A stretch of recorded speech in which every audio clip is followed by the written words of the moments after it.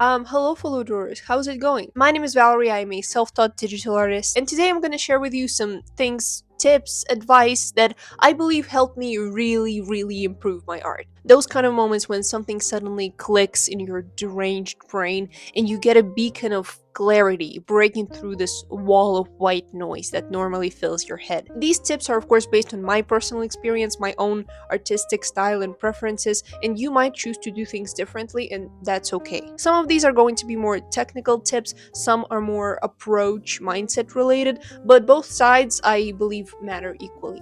My makeup is looking absolutely crazy today. I don't know what happened. I just thought I have this eyeshadow palette with so many different colors, and the only colors I really use are yellow and sometimes pink. So I thought, I will be playing some of my speed paints in the background so you have something to look at. And if you end up enjoying this video, then consider leaving a like because it really helps the channel and I very much appreciate it.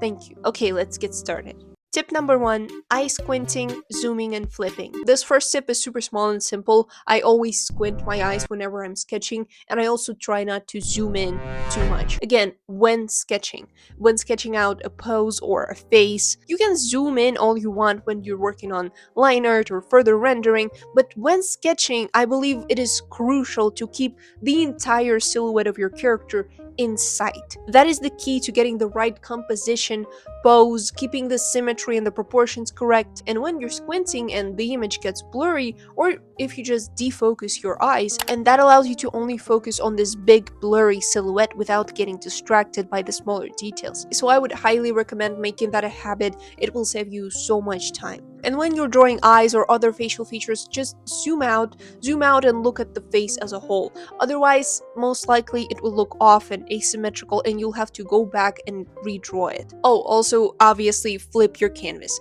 I feel like everyone probably already knows that, but I'll say it anyways. Flip your canvas. Especially if you feel like your drawing looks wrong and you can't figure out what it is, flip it. Tip number two, interpolation.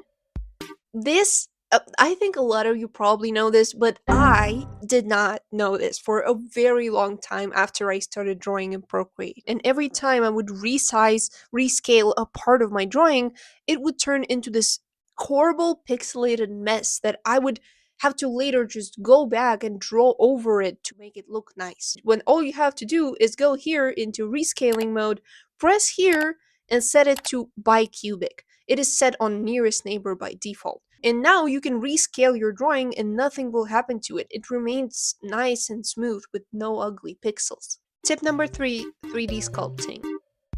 Now, this is probably my biggest advice that I always tell people whenever they ask me for tips, but I never actually talked about it in any of my videos. But I believe trying out 3D sculpting or modeling, just downloading Blender and trying to sculpt a character, or I mean, you don't even have to do all that. You can just sit down and watch some 3D sculpting speed paints on YouTube. Just watch the character being sculpted from scratch. Watch the 3D shapes that are being used to sculpt the face and the body, how they rotate the character and sculpt from different angles. That really made some puzzle pieces connect in my brain, and something clicked, And after that life-altering experience, whenever I would draw something, I would automatically imagine as if I'm drawing a 3D model. I would try to rotate it in my head and try to look through that object to try and see all sides of it. By the way, I didn't actually learn 3D. I did it for like a couple of weeks just for fun, made some amateur sculptures, and that was that.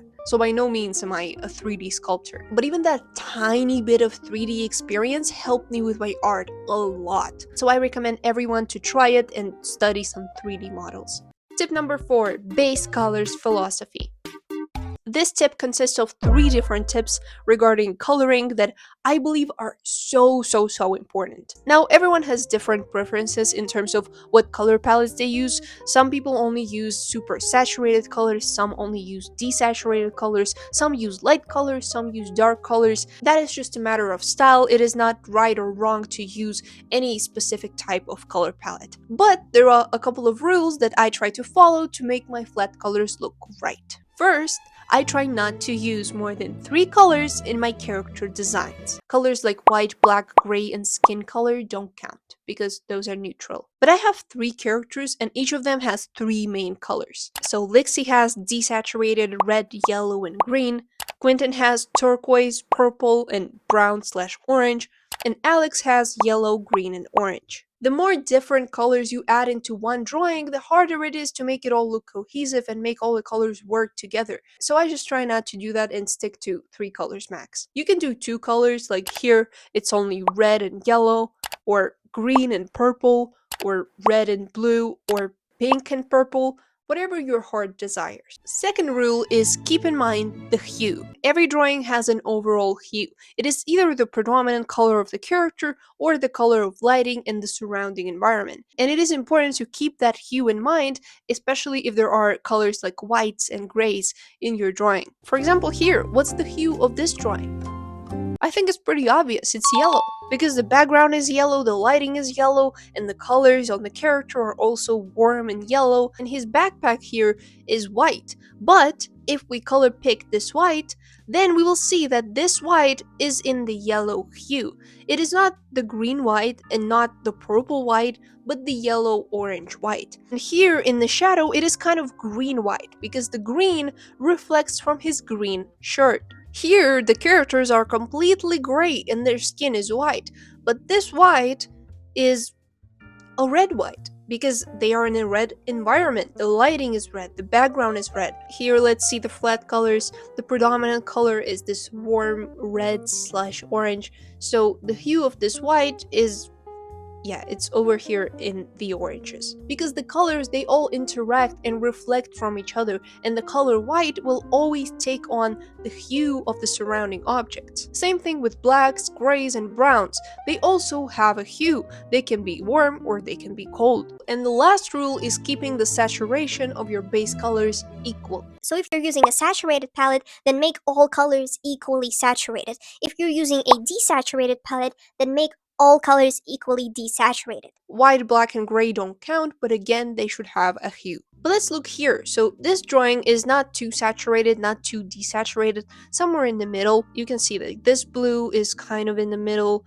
this skin color is in the middle, this pink also, this purple, a little more saturated but still kind of in the middle. But if we now try to turn the saturation of, let's say, these pinks and purples all the way up, then it stops looking cohesive. It looks weird. These colors don't work together anymore because the saturation levels are so different. But if we try to turn the saturation of all colors all the way up, then it does look extremely bright, but nevertheless it looks cohesive. Nothing breaks out because the saturation is equal throughout. And this is what will happen if I make some parts saturated and some desaturated. It just looks weird, not good at all. So keep an eye on your color's hue and saturation, and also the amount of colors you use in your drawing, because that can often be the reason why your coloring doesn't look right. Tip number 5, use the tools given to you.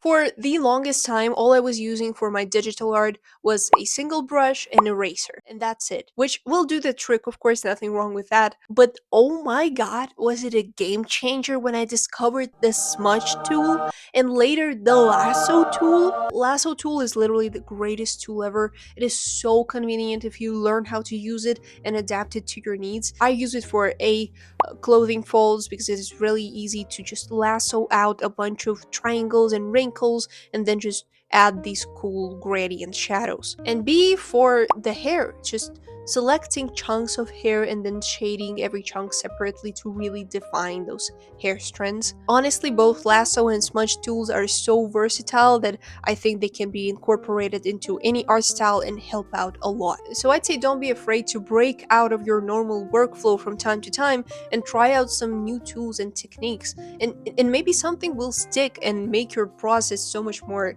easy and efficient. Tip number 6, colored line art. This is more of a stylistic choice, but I love my colored line art. It makes my line art almost like blend in with the base colors, makes it look softer, juicier. Like, I don't know what's the right word. I always set my line art on multiply and then put all my base colors underneath. And after that, I lock my line art layer and start coloring the line art. If you have mostly dark colors in your drawing, then in that case, there is no real point in colored line art. But if you have lighter, brighter colors, then like for the light blue shirt, you can color that line art blue. For the pink hair, you can color the line art dark pink or red or purple. And that is just fun. Look at her. Look at her over there. Sleeping. Tip number 7, practice over theory. I firmly believe that no tutorial is going to help you as much as just drawing that thing from reference like 10 times. When I was just starting out with digital art, I would spend so much time looking for tutorials and art tips and advice. I would watch multiple tutorial videos like one by one and thought I was grinding my art education. I was looking for tips and hacks when I should have just practiced. I mean, it can be beneficial to watch a tutorial from time to time, but the ratio should be like 10% theory and 90% practice, not the other way around. Maybe even 595, because any tutorial you watch is inevitably going to be subjective. That is not going to be the ultimate right way to draw something, that is just the way this specific artist does it. But when you're drawing from reference, you're actually able to think for yourself and develop your own technique and approach and simplify that object in a way that makes sense to you. And that is how you develop your personal style and art habits. There is no right way in art. That's why it's so cool, because every artist has their own way. Tip number 8, less is often more. I don't know if that is maximalism or perfectionism or maybe my brain damage, but I used to treat every drawing like it is my last, and I should use everything I have in my inventory to make it work. I would add a million small details and thought that that was top tier character design. But oh my god, imagine my shock when I discovered that in no world does more detail equal better design. Just because you gave your character a bow, a bottle to carry, a book in a pocket, a watch, a medallion, an eye patch, sick earrings, a hat, a bag, a scar, horns and tail and wings all at once, doesn't mean it's good design. Also, in the same theme of less is more, what I also see a lot of people doing is they'll be drawing super stylized, cartoony anime characters, but then they will suddenly decide that that's not enough. They want more detail, more realism. So they start adding tiny, realistic details onto an unrealistic character, like small wrinkles and bumps on the skin, like the wrinkles on the lips, tiny hair sticking out in all directions, way too many folds on their clothing, or drawing these lines in between all teeth, or so many super thin eyelashes and eyebrow hairs. Dude, stop! That looks creepy, that looks weird.